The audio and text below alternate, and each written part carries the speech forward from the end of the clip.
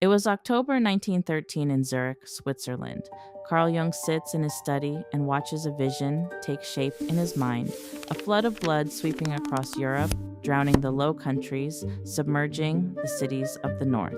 He writes it down in a plain black journal. Then, in August 1914, the First World War begins, and Jung starts to wonder if his mind holds a kind of perception science cannot yet explain.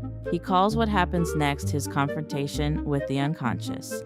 Each evening, he sits alone and deliberately opens himself to waking visions, a technique he later names active imagination. Figures arrive who seem to think and argue on their own. An old man with the wings of a kingfisher, who calls himself Philemon, becomes Jung's inner teacher.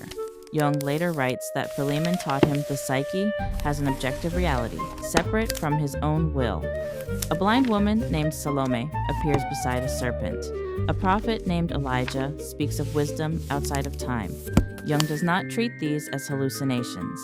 He treats them as autonomous psychic contents, entities generated by a layer of the mind he comes to call the collective unconscious, a stratum he believes is shared by every human being, filled with recurring symbols he names archetypes. By 1915, Jung begins transcribing the visions into a large red leather folio in Gothic calligraphy, beside paintings of mandalas, serpents devouring their own tails, and gods with animal heads. He calls it Liber Novus, the Red Book.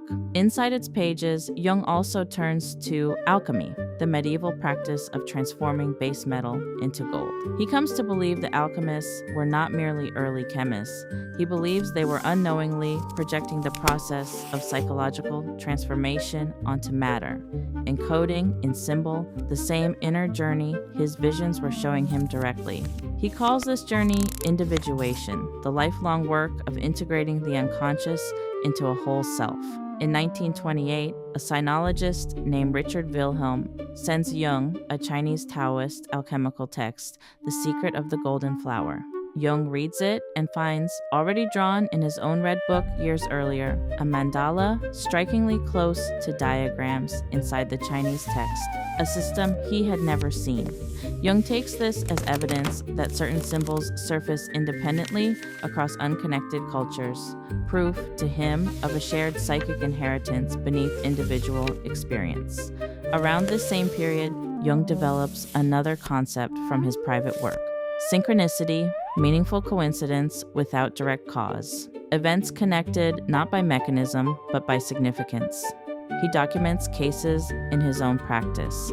A scarab beetle striking a patient's window at the exact moment she describes dreaming of one. Jung works on the Red Book on and off for 16 years, then simply stops around 1930, the final pages left blank. He locks it inside a cabinet in his home in Kusnacht and shows it to only a handful of visitors.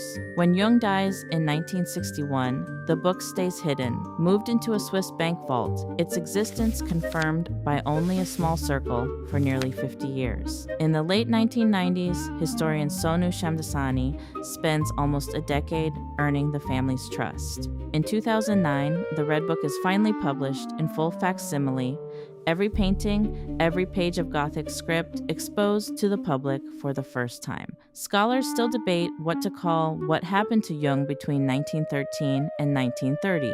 Was it a creative illness or a controlled psychosis? A direct encounter with structures of the mind modern psychology still cannot fully map. The vision of blood came true within a year. The rest of what Jung saw has never been fully explained.